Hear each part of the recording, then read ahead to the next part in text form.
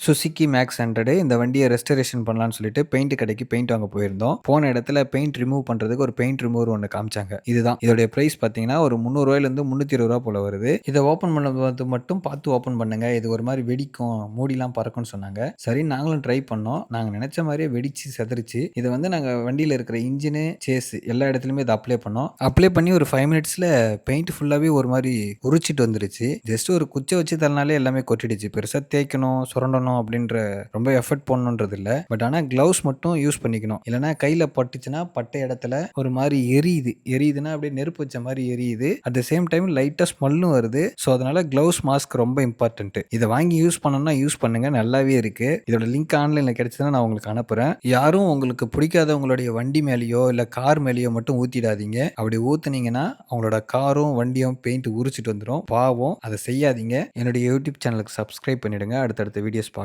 Thank you.